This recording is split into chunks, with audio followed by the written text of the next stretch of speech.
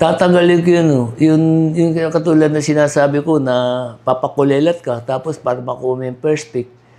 Di ba? Tapos pagka first pick, 1 or 2 years mo, binigyan ka kita ng magaling na player, tapos ibebenta mo lang pala sa ibang team.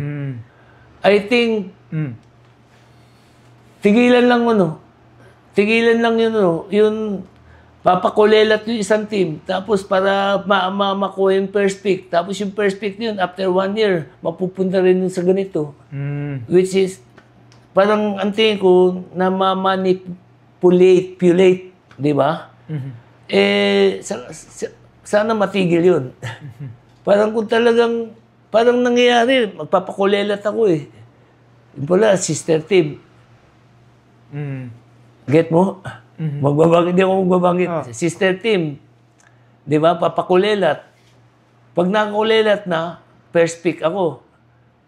Makukuha ko si Stan. Saan napunta si Stan bandang huli? Okay. Parang gano'n. Kasi, hindi, maybe mali ako, pero yun ang naririnig ko sa tao. Pag sa labas ng kukwentuhan. Lalo na ngayon, may internet. Lahat, di ba, nagkakaalaman. Lahat pinag-uusapan na gano'n. Oo. Open na yung... Open na eh, open. Kaya, sa tingin ko, hindi nakakaganda sa PBA. Dapat, kung first, kaya nga, nakakulelat, binigyan ka ng first pick, stick to that. To develop the team. To develop the team. Para may chance ka maging competitive ka rin, di ba? Nangyayari, parang, okay lang, matalo ako. Kaya, nakita mo, yun, pag, ilan games ng ang napupuno. Ginebra against Meralco, di ba? Ginebra against TNT against San Miguel. I'm happy nga now with PBA kasi yung Converge is really making good. Rain or shine. Mga independent Rain teams. or shine, gumaganda. Except Blackwater. Yung dati kay Pido. Northport. Number one? Currently. Currently, number one sila. Kaya sabi ko, yun, nakakaganda yun. Kaya sabi ko, isa siguro yun, tigilan yun. Kung talaga, develop mo, di ba? UNTV Cup Commissioner.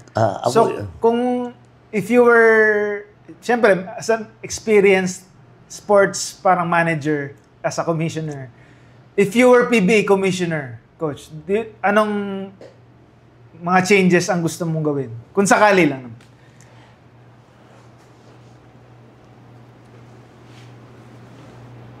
Ako na